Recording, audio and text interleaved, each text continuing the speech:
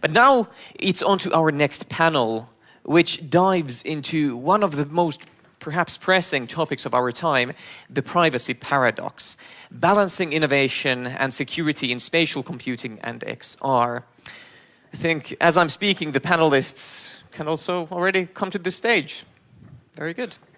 Maybe we can clap to them as well as they arrive. Now taking the other route. Very good, Linda.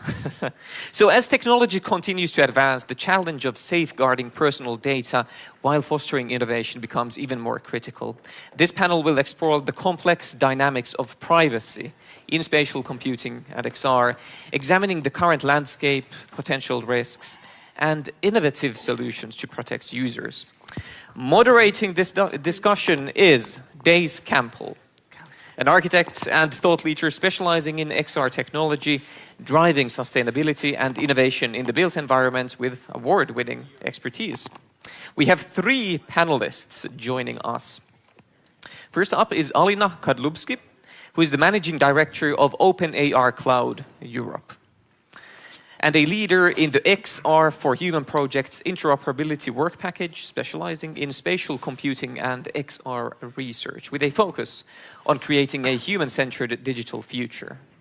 Then we also have Antony Vitillo, also known as Skarred Ghost, who is an AR/VR developer, entrepreneur, and influential blogger in the XR space, known for creating innovative immersive experiences and leading cutting-edge projects in virtual reality and the metaverse.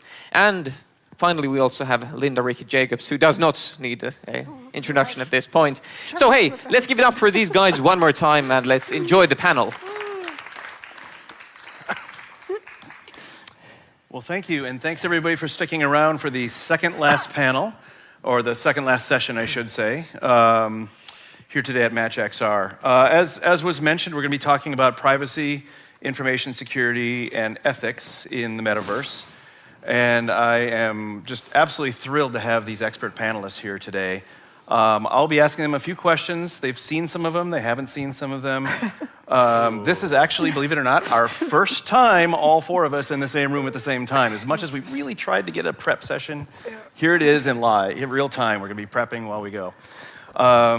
If we have time, we'll take some audience questions. We'll just see how the panel unfolds. So if you have a burning question or you need some clarification, please hold it to the end. We'll see if we can get to it.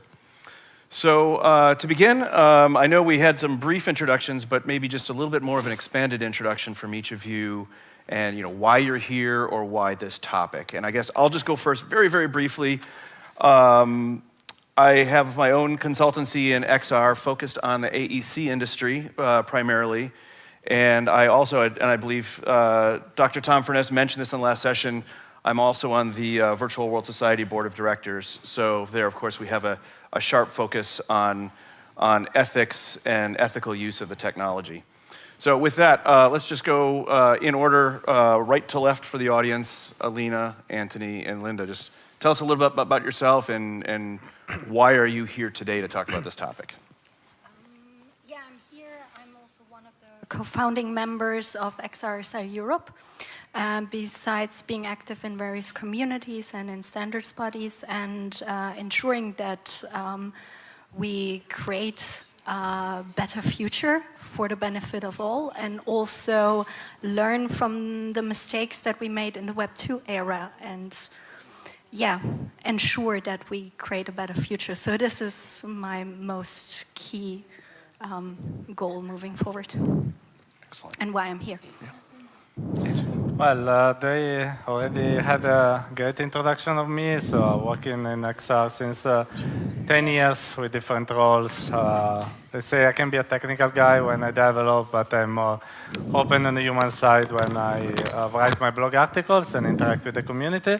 I'm here because, it's an important topic, and as a technologist, I live this paradox myself. I would like to see technology evolve as much as I can, but as a human, I will also have to see some guardrails or things like that. So I'm here maybe to try also to learn from the others how to solve this paradox for myself.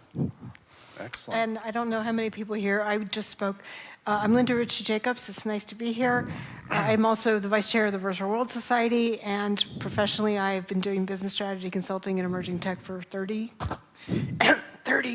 years now, helping to commercialize and bring new technologies to market.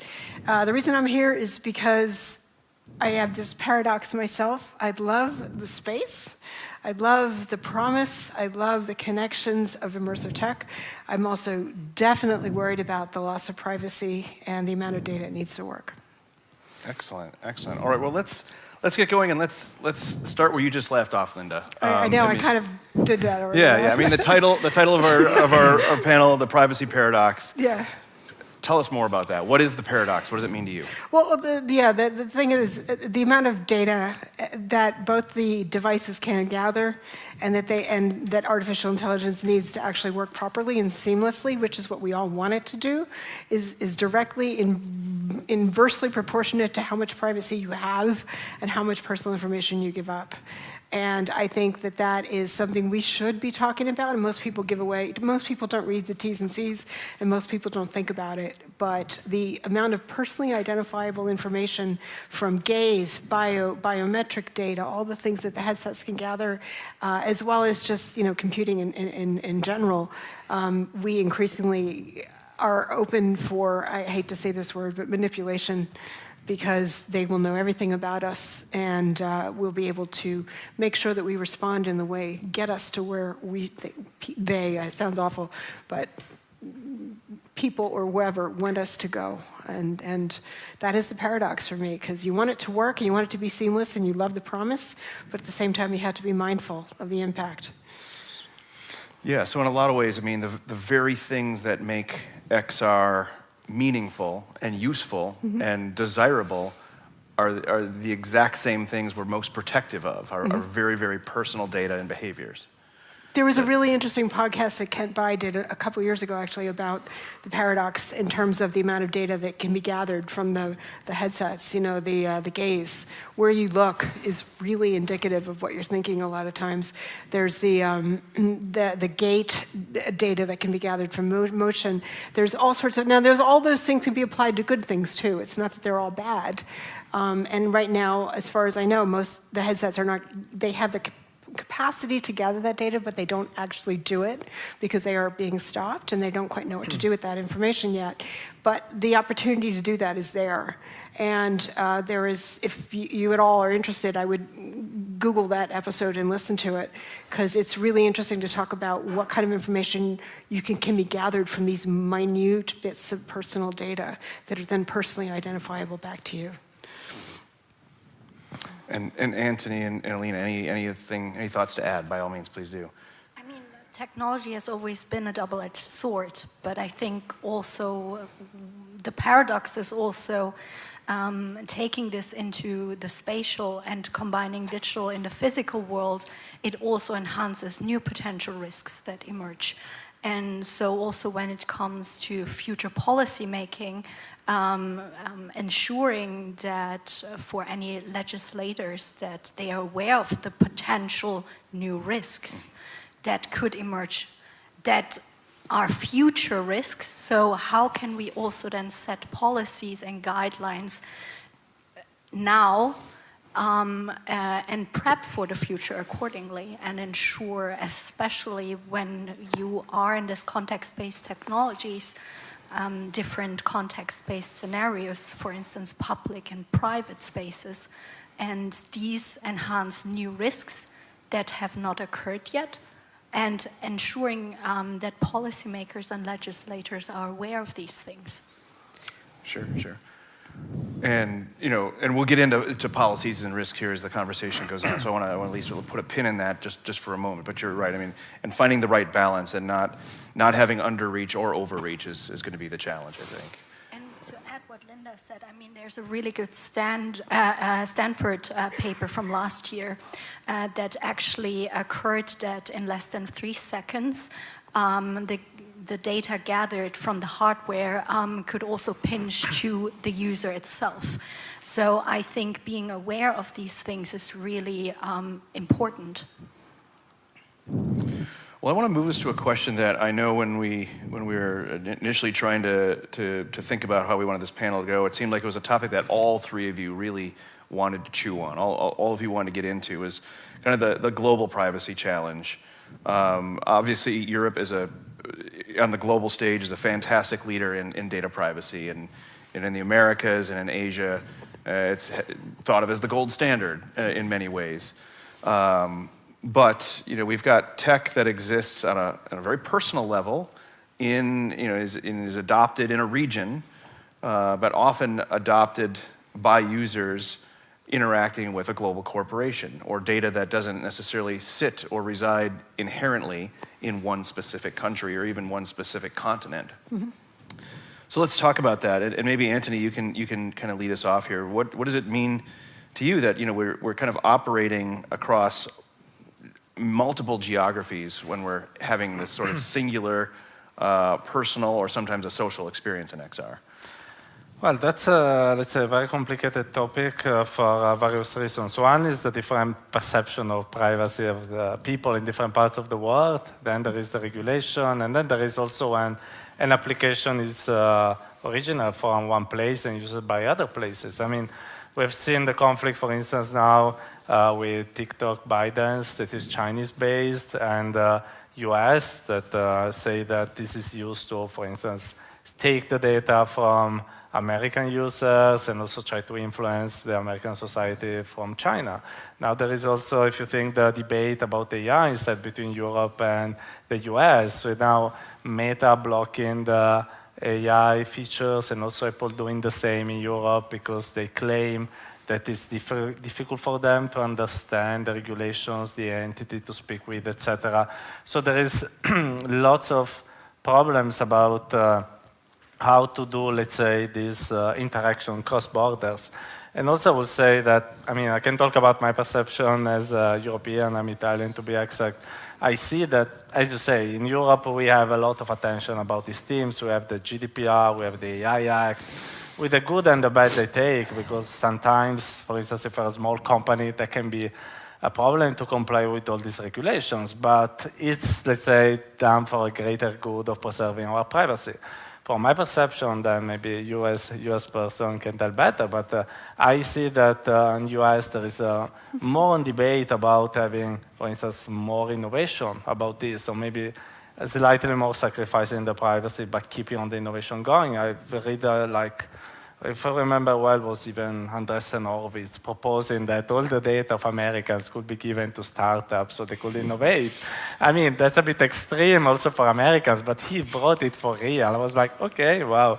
And then there is Asia, where actually we're on the other side. They're like, okay, we want to go for innovation. Usually, I'm mostly going to mainland China, and privacy is more like, I don't know, a suggestion, let's say, to people. I was in Shenzhen, there were cameras in every corner. I mean, sometimes 5, 6 cameras in every corner. I was like, why? You need one. You don't need all these cameras. They need every angle is what they need. they probably have some stock ones to put, and they put them everywhere. And the thing is that thanks to this, you could have innovations very fast, like the payment with the face in the vending machines, or payment even with the hand, whatever.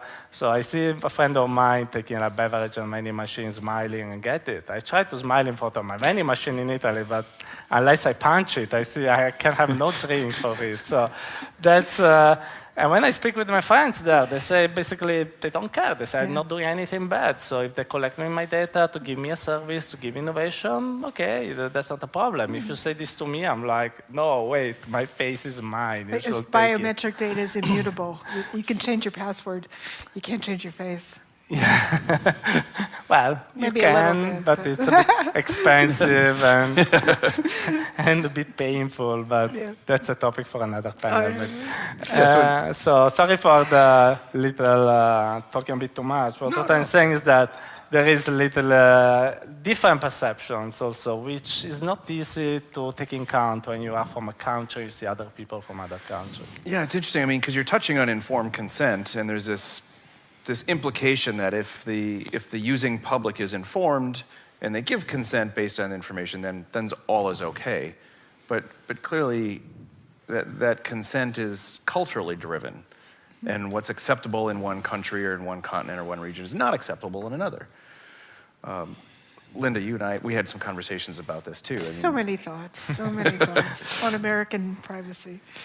I think it's also generational, to be honest. I think the older you are at this time, the more you currently seem to worry about this. I think younger people are going to expect just data or technology to just work. And and the more frictionless it becomes, the more data you need to have it be that way. And they've grown up with it being reasonably painless. We grew up in a generation where it was painful. It was dial-up. It was, discs. It was all whatever. And we've moved on from that. So they're going to be like the fish that swim in their own little aquarium. They don't notice the water around them. I always use that metaphor. But, all that data, they don't think about it and they don't care because it just has to work. So I also think there's a generational component as well as a geographical one. The U.S., as we all know, is, money talks. I have nothing more to really say after that. But I don't get the sense that U.S. is particularly concerned with privacy. It's more concerned with making sure that Silicon Valley grows. And that is unfortunately something people agree with there. So it is a cultural aspect. And I do think that GDPR is great, but I also think it's annoying that I got to pop up every single time I visit a website and have to go unclick every time. And we can't have that if we're going to have seamless, immersive experiences, like the bouncing ball I was talking about before, walking down the street with a banana giving me directions in Helsinki. Like, I can't have a pop-up every time there's a sign that says, oh, this brand wants to reach out to you, pop up. You can't have that in this kind of technology. So it requires a rethink about how all this works. Yeah. And I'll just offer my own perspective as an American, having spent the last few days in the Nordics. Websites I visit, not even XR, just normal use of visiting a website on a mobile device. Websites I live on all the time are just in the last few days asking me questions about my privacy and asking me for consent that I've never been asked before. Yeah, it's because you're here. It's because It really changes the dynamic as a consumer. I'm like, well, wait a minute, why are you asking? But then there's and why didn't you ask before? 530, what do they call it here? It's legitimate interest. Legitimate to who? Not legitimate to me. Unclick. Yeah. On the same topic, Alina. I mean, again, let's focus in maybe the European perspective here for a second. How does Europe maintain its cultural identity on the world stage, and not become insular? Not become isolated and this oddity, gold standard or not, how do you play in the global market this way? I would agree because these are different formats. So I think you have self-regulate. And then in Europe, you have the sort of framework for what incident would occur, right? So it's like setting a framework before it occurs. So those are different models, and I would argue in order for us not to stay isolated, and you then also have to drizzle it down. It's one thing is EU regulation, but then we have 27 other countries. So you then also apply this to national law. I think Europe is a nice sort of example because there are so many different cultures, so many different languages, and then you have this sort of universal framework. But then at the end, I would also argue this transatlantic connection is key. And here I would even argue that interoperability is key. So it falls back at the end to interoperability. And I would even argue that privacy, safety, ethics, at the end, you also need to apply this to interoperability. So interoperability has mainly been perceived from a technical point of view. Mm-hmm. So also applying these human-centered aspects to interoperability itself. And then I would argue it might be even easier to have this transatlantic bridge. So that could be an option, and here interoperability could be an enabler for that.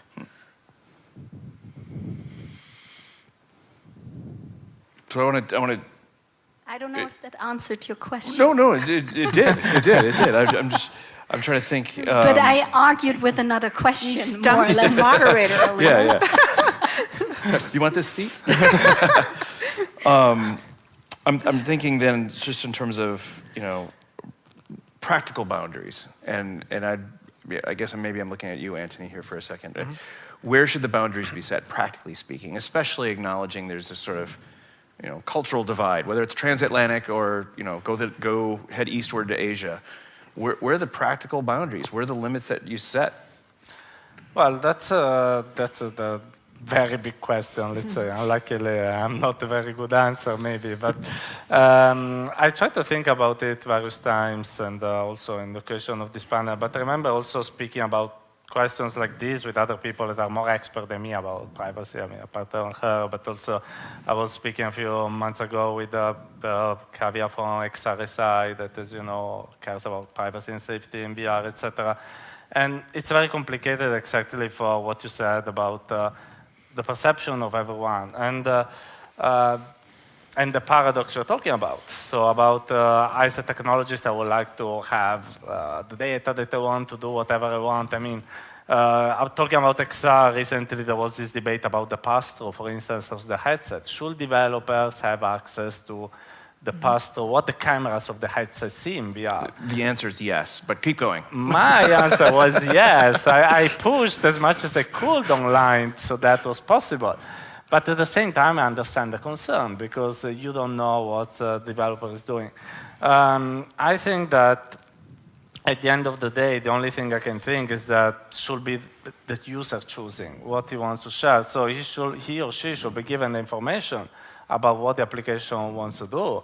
Who is going to handle this data? Who is the developer? Can be trusted, not, etc. And then I can choose, okay, I want to give access to the pass-through because I trust this developer. I want to have this service. Okay, good. Or no. For me, even the remote possibility someone can steal the data of my house is too much, then no. And then the application probably should have a fallback to work in another direction. So I think that because I'm not a fan, okay, there is a risk of privacy, then let's remove everything, because then you don't have innovation. We can close XR, we can close this event, etc. I think that what we should do is inform the user about what we want to do, who is going to handle the data and all the rest, and then see what the users want to do in this case. And at the same time, also on the other side, as developers, of course, try to handle the data we are given in the best way we can, because of course we are given a lot when we have to handle data, and we should be very transparent in what we're doing. So I think this can be a good platform to do that. I don't know if you agree with something like that. It depends on the context, right? So I would also argue that even agree and consent doesn't apply because this data is stored, right? What do we know what we agreed on 2 years ago? So I think moving ahead into this new era of compute, in the moment I'm about to make a decision, a pop-up should pop up. Yeah. I think Pokemon Go was a great example. I mean, how many deaths did we have? And due to the conversions of technologies, the potential risks emerge, right? And it's all about, I think we all can agree that how can we mitigate potential risks? So I think also the methods on how linear certain things are need to adopt to these new technologies as well. So in order I'm about to enter a house, I should get a pop-up, right? So it sort of aligns with real-time technology in a way. I like the idea of a digital wallet that has your preferences and your permissions stored, and everything you access pings it and knows what it's allowed to have and not allowed to have. That gives some control back to the user.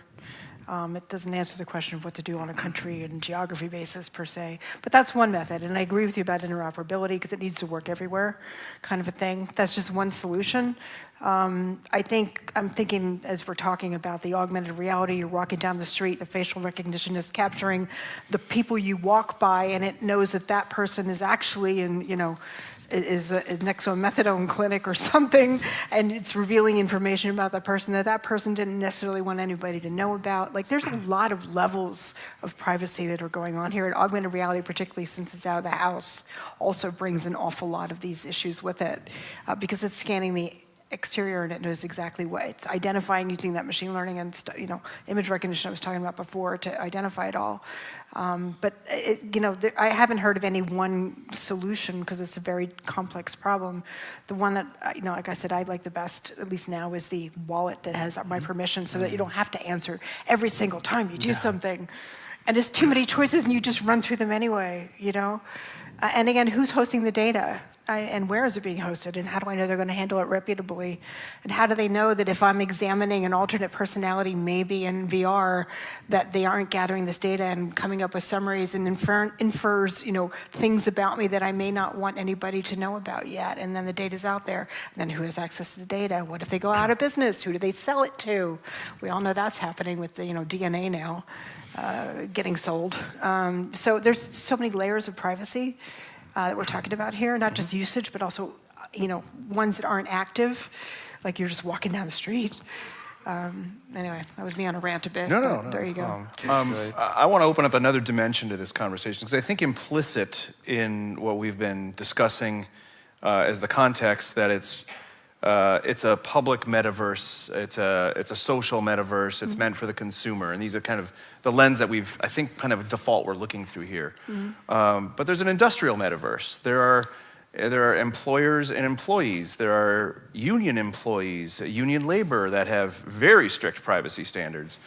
In some ways, I would think that if you look at it through the lens of the industrial metaverse, some of this becomes easier, because it's purpose-built kind of data, it's purpose-built conversations and context. And yeah, probably that surgeon who's going to use some kind of AR-enabled experience to enhance his or her craft probably ought to have access to the data they need to have a successful surgery, for example. Or the first responders who might need information about the facility, that burning building that they have to get into at a moment's notice, and what could be behind the door before they swing an axe through it, that kind of thing. You can think of a context where it just makes perfect sense. Give the professional the data they need when they need it to take immediate action. But then there's another side of it where the employee is beholden to the employer, and what rights do they have, and does this make it worse in an employment context than in a consumer context? So I'd love your thoughts there. I mean, one particular thought could take into account that employees might not have a say, so they are forced in using the devices. So here onboarding is key, but some might not. That especially we experienced this during the pandemic, where not just only universities, but a lot of industries adopted to this technology, so not throw the employee into this water.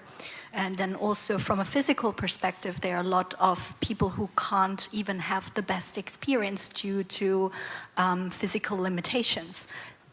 So this also needs to be taken into account. So there are various dilemmas here that fall into place. Any other thoughts? I have thoughts, but I've spoken plenty. Tony, you haven't. Yeah, I was thinking more about the example that was fascinating about the safety if the police or like the firefighters have to enter a house, etc. I never thought about that, so that's a good point. And again, in that case, I mean, probably I would like to have a choice. Maybe, as you said, having some kind of personal wallet somewhere, somehow, maybe associated with my country, in my register, or who I am, etc. If I want to share this data with the police, etc., etc., when it's needed. But then it comes another problem when it's against me. Like if the police is looking for me, I don't know why. I'm not doing anything wrong. If I did, I will not say in this stage, of course. But in that case, I will. I cannot say, oh, please don't look into my data, police, and they say, oh no, it's for the privacy. We don't say no. So it's Good point, difficult in this case to decide. So, yeah, I mean, You're not expert in crime, maybe. No, so. apparently not. You are Italian. I did You a are Italian. deserted island. So it's not easy in the case where it's against you. When it's for you, I guess maybe you can have a choice, especially save somewhere, and it's crucial also to understand where, because that's another sensitive topic, and who is going to respect that? I mean, maybe in Italy is recognized my choice. I go to the US and they don't care because they don't have an agreement with Italy for that. No jurisdiction. Yeah. Lots of questions. Or they did and they revoke it, but they still have that data from before. Yeah, that's another good point. So tricky. Well, I think a lot of what is coming out of the discussion so far is, I mean, ethics, in the broadest sense of the word, cannot be an afterthought. It needs to be a forethought. It needs to be something that's planned in advance and agreed to. And inevitably, that gets into regulations. And so swinging back to when I said we'd come back to it here for a little bit, let's talk a little bit about kind of policies and regulations and standards. And maybe we can talk just a little bit about the AI Act as perhaps a precedent for what could come in the XR world. And I'm looking right at you, Alina, because I know this is your baby right here. So. Not my baby, but I think being in touch with the EU Commission and in debate, I think we even active in XR, when we think of future policy, everything will arise from the AI Act, every digital related policy. So I think also for us as XR, we need to burst the bubble and look at other related technologies and ensure that also that we take that into account. So it's not just only about XR anymore, it's already enhancing all our production processes, as we know. So we also need to take that into account. And whenever we want to have a say in any future policy making, we need to include AI in it if we want to have an impact on European level. Otherwise, I would say from a policy perspective, they don't care about XR anymore. It's all about AI with the AI office. So if we want to have a future impact, we need to take AI into account. Is the right approach then to kind of leverage the AI Act and kind of ride those coattails a little bit and to say, well, there's already a framework of regulation being considered and put in place through the AI Act, and yet all of that data needs to be, at some point, needs to be consumed and humanized for it to make sense. And enter XR into the chat right there. Is that the right way to think about this? There's already the conversation happening in the AI space, and the XR conversation should be on the consumption side. I think one key part of it is with the Virtual Worlds initiative that from the EU Commission, which is a separate department. I think we need to ensure that we don't know how the two departments will work with each other because the Virtual Worlds initiative is rather new. And also from a European Commission side, there's still a lot of unknowns. And by the EU Commission being a rather old ship with a lot of departments, we don't know if both departments will work with each other.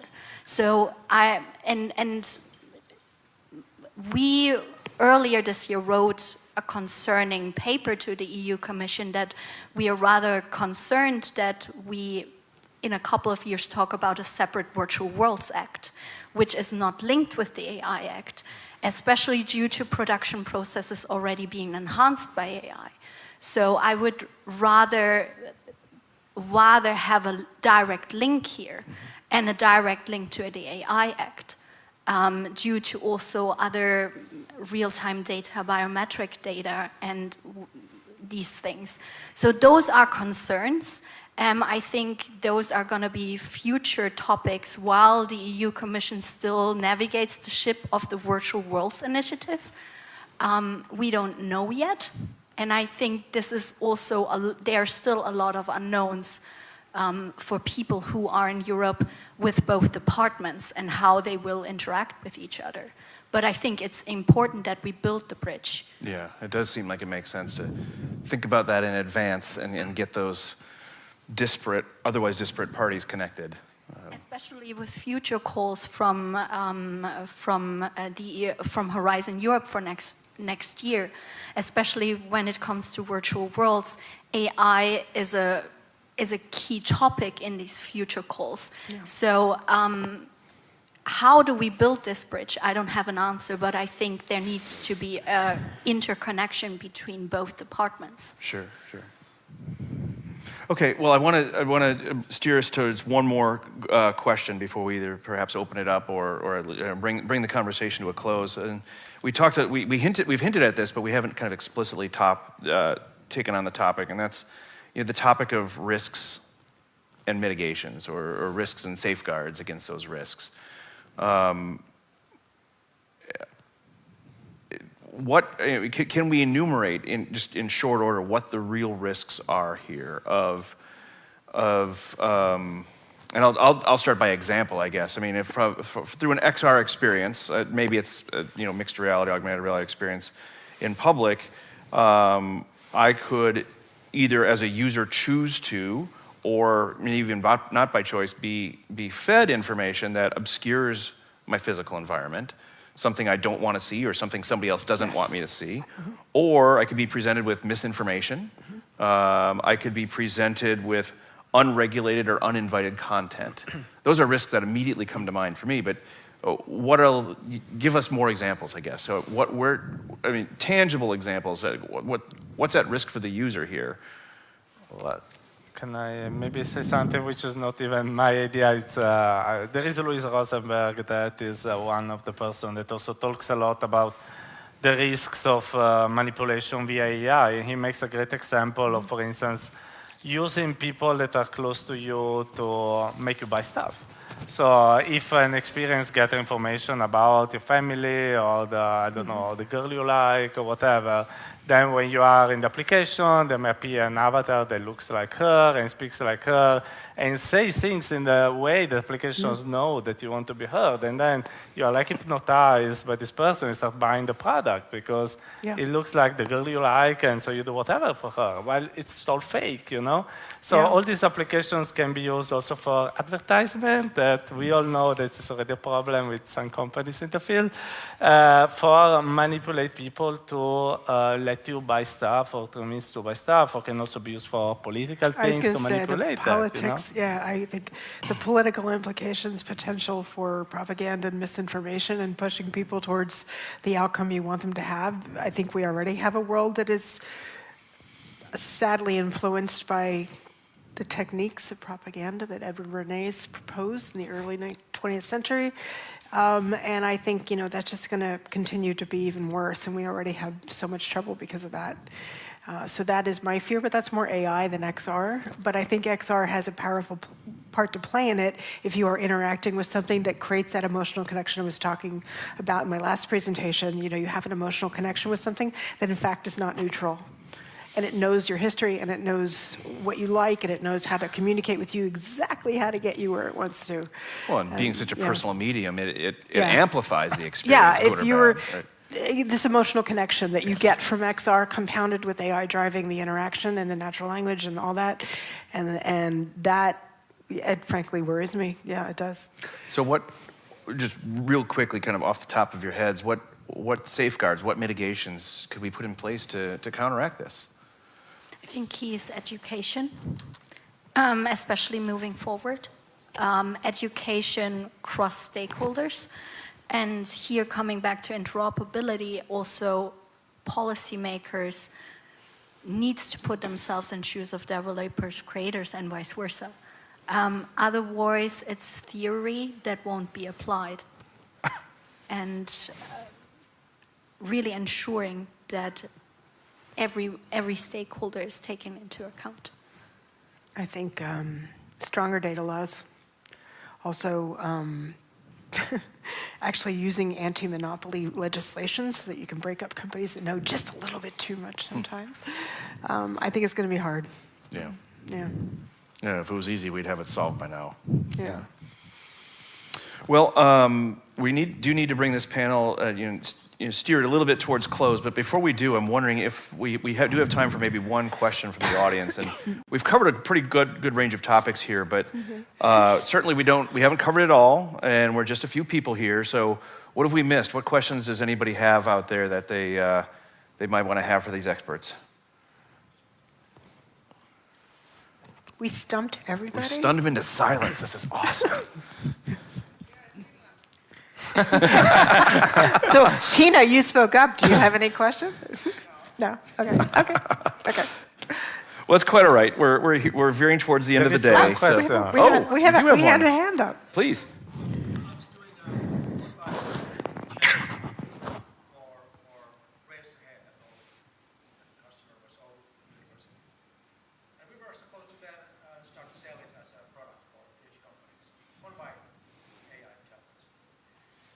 Turned out that if you want to have privacy, it would be like 4,000 a month. Otherwise, they might use that data to trade their models because they're basically for games, unrelated games. So,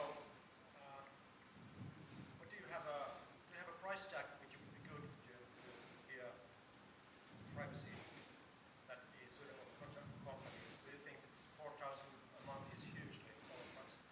So I'm going to repeat the question because I don't know what microphones are picking it up, and I'll try to not to butcher it too badly. But I guess the root of the question is, what is the price for privacy? Maybe in monetary terms, like should a game player, a participant be charged $4,000 a month for protecting their data? And that seems pretty extreme in my intuition. But is there a price that's realistic? We've become used to free content, and that is a problem to break. And if you're not paying, that means you're the product, and they're using your data. That's how they make money. So that is a business model that has emerged through advertising that is detrimental in the longer term, but we've all become so spoiled. I don't know about you, but as soon as somebody tries to charge me, like Facebook is telling me, if you want us to review your ad settings, you can pay $7.99 a month or not. And I'm like, fine, I'll use a VPN and a ad blocker. The hell with you, Facebook. But it's a problem that's the monetary thing that's emerged. And yeah, I think people aren't going to pay $4,000 a month for privacy. They're like, most people don't care about privacy, right? They don't know what it means.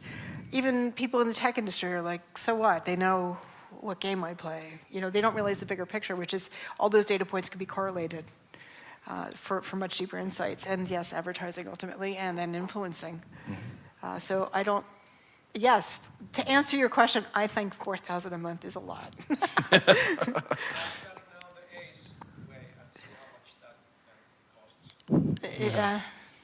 Yeah. Well, thanks for that question. I appreciate it. With that, though, I do want to bring this panel to a close here. So just one last question for each of you, just briefly.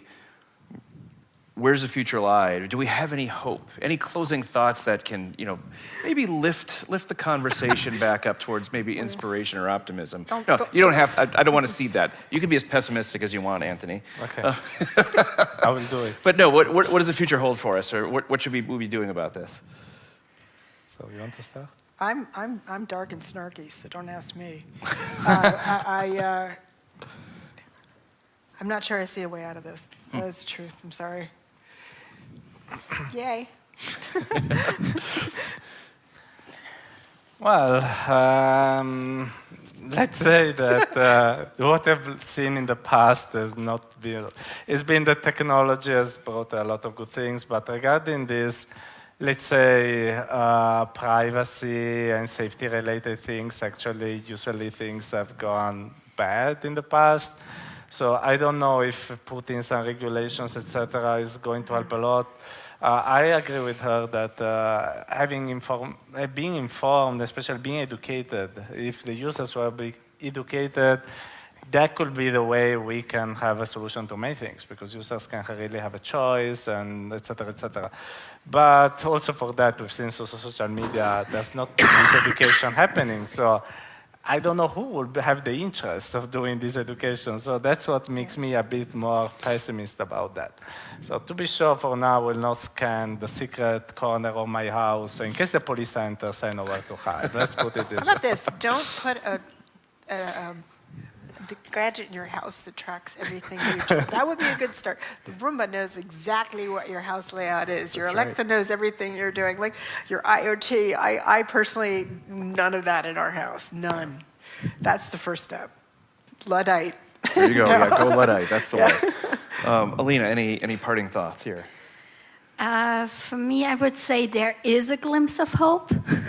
Because I think once we have the potential risk occur to us, then we will act on it. But I mean, I think there's one key for me personally being on the nudge of the EU Commission and being on their toes and ensure, I mean, this is why we are all mutually active, is we want to create a better future. I think otherwise we wouldn't be here. So I think there is a glimpse of hope. Sure. Well, and I'll double down on that and say the fact that you're all here attending this session offers a glimpse of hope. I mean, it's going to lie with everybody in this room to form an opinion, form an educated opinion, and hopefully, get into the game of the ethics conversation. We have organizations. We have the Virtual World Society. We have the XR Guild. There's a number of smaller organizations that kind of play in this space, and I think we can't just depend on those organizations to fight the battle for us, but we have to join and become members of those organizations to make sure our voices are heard. So that would be the glimmer of hope I would have, is and turn that into a call to action, is attend talks like this and get involved. There you go. So with that, a huge thank you to our expert panelists, and thank you for your time and attention. Let's give it up for Linda Ritchie, Jacobs, Alina Kadlubsky, Antony Vitillo, and Dace Campbell for this very interesting discussion.